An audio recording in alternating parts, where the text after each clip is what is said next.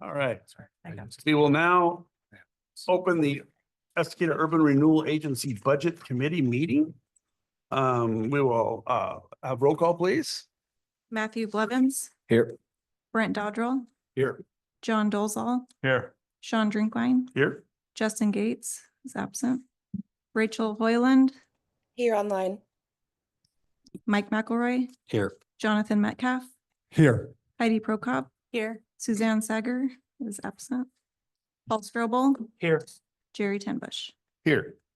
Okay. We are now at that time when we will choose a chair. For this, so do I have any nominations? I would nominate Paul Strobel. Okay. Second. We have a first and a second on the floor. Is everybody in agreement on that? We'll just go forward. Okay.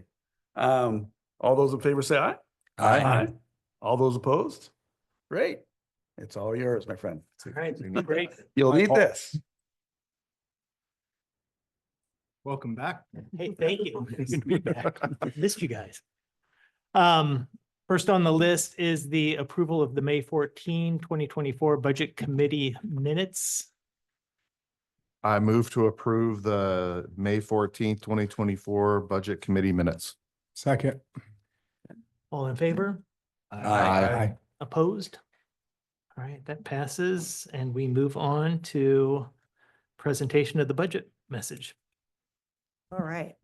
We have a slideshow that will help walk us through this. And I am pleased to present the Urban Renewal Budget Message for fiscal year 2025-26. Can hardly believe that. We are moving right through this decade. All right, so first, just a really brief introduction to Urban Renewal. I think most people here are familiar with it, but in case anybody's listening online or listening later, Urban Renewal is a tool that is allowed by law in Oregon for economic development. It's limited by time and location. So our Urban Renewal District is our downtown area, and it was set up for 20 years, so it will be ending in June of 2027. It's funded through tax increment financing, which means that when they set up the district, there's whatever the tax level is at that point. That's called the frozen base, and that tax continues to go every year to all the different districts. And then any growth above that, which is limited to 3%, unless there's new development or like a new building or a major remodel. Those kind of things, as the district continues to grow, anything above the frozen base goes to Urban Renewal to fund the projects in the program. New buildings or significant remodels are what boost the tax increment, and the improvements to infrastructure, like we have done Broadway and Main Street, they are also important to pave the way for development. And I can see as we're nearing the end of this agency, the success is becoming very apparent. Not only does it look great down here, but it used to be very small grants we were giving out, maybe a new sign or a paint or something, a facade type of a thing. And when we tried to do something with the old motorsports building that's now Yo Treats, couldn't entice any developers to do anything. The city had to do that. It's now back on the tax rolls, back under private ownership. But lately, there have been more and more requests for people who want to make upgrades to their building. And so that's exciting to see. I think the momentum is picking up, and instead of declining, Estacada is definitely moving up. So the great thing about Urban Renewal is, rather than just growing by 3% of taxes each year for 20 years, because of these improvements, the tax base will be even more. And when it goes back to the fire district, to the cemetery district, to all the places that those taxes are usually assessed to, they'll get a big boost. The city will be getting almost $100,000 a year more in taxes than it's getting right now, because that's coming to the Urban Renewal District right now. So we're getting close to sending that back to where the districts it belongs to, and we will have improved it and be handing them back something better than they started with 20 years ago, or that would have probably, I mean, who's to say it could have naturally occurred, but the likelihood of it's just less likely. So next slide. the limited by the dollar amount. It's called maximum indebtedness. We're allowed $6.6 million up through the end of this fiscal year, 2025. We will estimate at this point, we're going to spend 5.9 million of that. So for 2026, we've budgeted to spend $680,000, which will leave us about $1,400 right in there. However, we did make a loan in this fiscal year of $300,000. That counts toward the maximum indebtedness when it goes out as a loan, but when it gets paid back, it comes in as program income, and we can reuse that without counting it towards the maximum indebtedness. So that will give us some more funds to do things with. I just kind of made it's an odd little circle graph there, but I just kind of wanted to show you as of the end of 2023, we'd spent about half of that maximum indebtedness. Then in 2024, between the Main Street enhancement and grants that were public-private partnerships, we did the next quarter of it. 2025, this year is about 7% that was spent. And then 2026, we're going to spend about 10%. And then this is where it kind of falls apart. But that program income it'd be like an additional 4%. So it actually is going to bump us to where instead of 6.6, well, it'd be more like 6.9. And we had a couple of other small loans that came back to us, but they were pretty insignificant compared to what you would count. So just kind of wanted to show how we've been working through that. It took us a while to get going on the projects that were in the plan. But we're cruising now. So, all right, we have two funds. So when you're looking at the budget, there's Fund 95 and Fund 96. And that's why you have 2 pages of spreadsheets and when you're scrolling through on your on the website or on the PDF that's on the website. That Fund 96 is called the Tax Increment Fund. That's where we receive our taxes and what we make our debt payments out of. We also, you'll notice on there, the reserve that's required for, it's called Umpqua Bank Loan Reserve.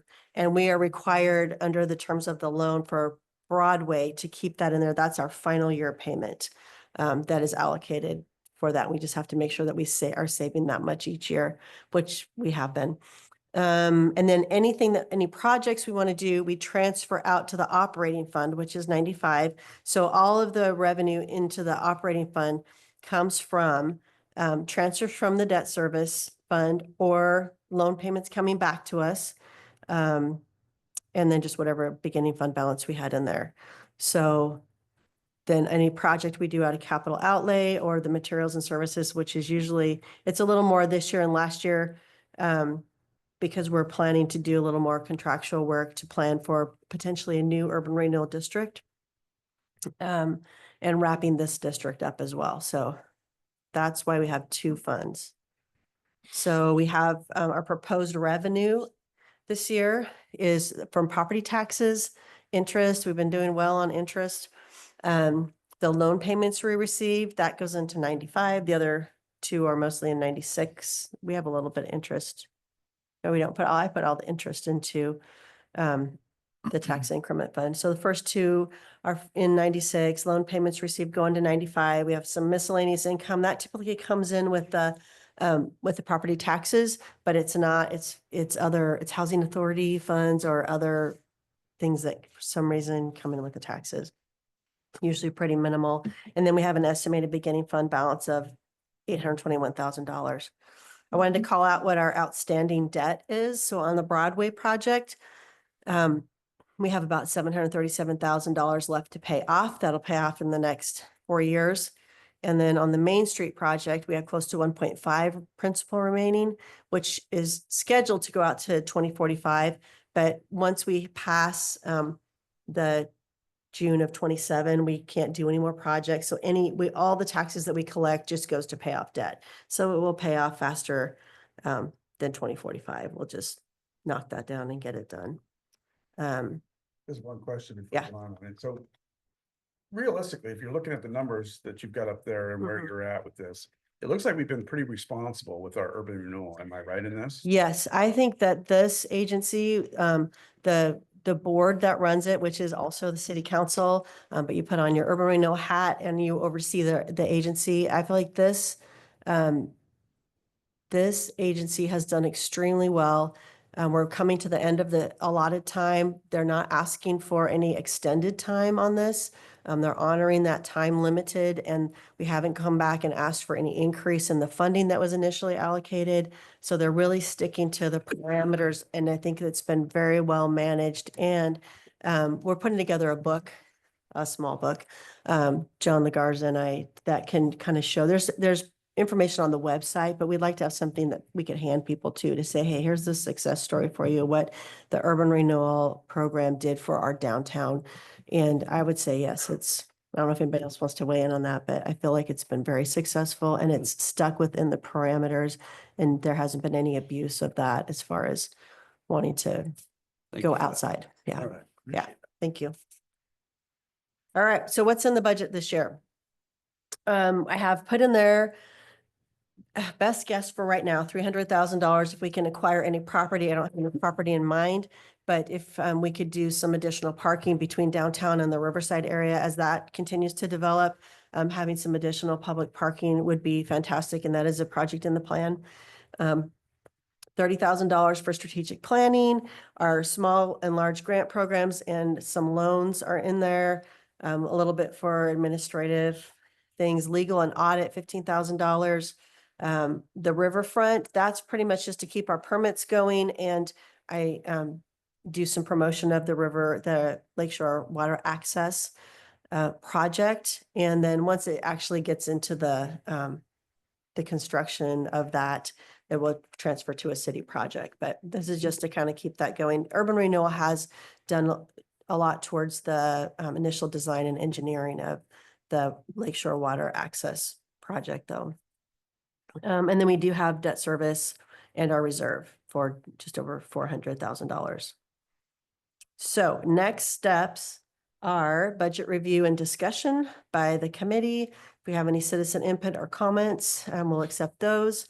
And then as long as everybody's comfortable and we're able to resolve any concerns or anything, we would do a motion to approve the proposed budget as presented or as amended.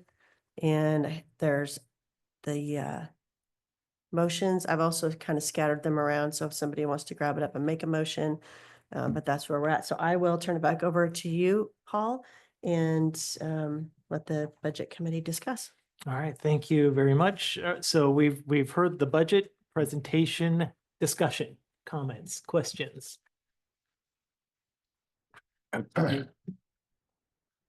Just out of curiosity, just because I can't remember, what's the return date on that $300,000 loan? It is scheduled for to be Pay off, fully excuse paid me. back in 5 years. But I did not, and they might get the grant that they're expecting and might pay it off fully this year, in this coming year, but I wasn't sure. So I just put into, and if you look in the operating fund under loan payments, there's one other small loan that we're collecting on. And then the loan payments for that $300,000 loan are in that section. If they pay the full amount back, obviously it would be the full amount. But at five years. 5 years yeah. maximum. Okay. Thank you. I just Mhm. couldn't remember. Yeah, not related to the budget, but just you mentioned a possible another urban renewal district. Is there any talk about where that would be located? Yeah, do you want to speak to that? Yeah, we've been working on this and trying to figure out the best use of another urban renewal, and the fact that we have been very responsible with our first, and it's been very essential to our downtown core. This one, we were thinking would encompass the mill site. As you know, the mill site's been purchased. It would encompass the mill site and some of the lakeshore frontage that we have to get that whole thing started. It would connect up 6th Avenue to 224, which would be essential in the mill site. I mean, there's a lot of things here that would Mhm. work very well. I know the school's looking for another school up there. I mean, the fire department's looking for another outlet. There's a lot of things in play here that would bring those properties really well suited for the urban renewal. So we'll do some modeling. John Lagarza Mhm. is helping us to take a look at what some options are. It has to be contiguous, so we can't say, oh, this spot over here and this spot over here. So it'd have to be like Connected. if we did the mill property and then kind of came across the highway and down the lakeshore area to improve that, it would be contiguous. So but we'll dig deeper in that for the Okay. council. And then just another one I had, there was no specific call out, specifically to like park improvements or recreational stuff. And Mhm. I did see property acquisition and I love that. And I wouldn't want to think that we would want to see that change, but is there a designation in the budget that we could do something similar to the splash pad or some kind of park enhancement quickly, like we were talking about, or in the council meetings and stuff like that? I just didn't see a call out. Right, and in the plan, there isn't specifically called out a project for like a park type of enhancement like that, but that's something probably the city budget could do, would be probably a park development, so it'd be SDC. Although we will be doing and in the next budget meeting, I'll mention this too, but there's gonna be a Parks Master Plan update starting probably this fall. And that would be really the place to call out anything, because we're really tracking with the plan that was developed in 2018. We've made a lot of progress through that. And so we want to make sure as we're updating that would call out any new improvements that we would do. There isn't, like I said, there's not specifically urban renewal related park things, but property acquisition could be one of those. Well, I just mean going forward with the mill site, if we're talking Oh, about right, moving right. into Oh, right up that. there. Okay. Sorry, Sorry. let me clarify that. Yeah. Sorry. Going into if we're talking about the mill site and lakeshore frontage and stuff like Mhm. that, Yes. is there a call? Is that a little bit better? That fits. Okay. Yeah, Like, Yes. is there a call out that we could do for recreational purposes in that? there potentially will be. That's still up in the air right now. Okay. So yeah, but yes, there potentially is in that. Thank you. Definitely. Sorry. Sure, no problem. Anything else? Any other All right. questions? All right, Do we have any? Sorry. then we move on to citizen input and comments. Anything online? Okay. All right, Oh, yeah, Rachel. No, I don't have any comments on this Okay. one. Thank you. thanks, Rachel. All right, that brings us to the motion to approve the proposed budget. I move to assess the maximum taxes allowed for the urban renewal district and to approve the budget as proposed. Second. All right, all in favor? Aye. Aye. Opposed? All right, budget passes. Great. Thank you very Well done. much. Well Mhm. done. And then no announcement of next meeting. So that brings us to this meeting is adjourned. Thank you, everyone.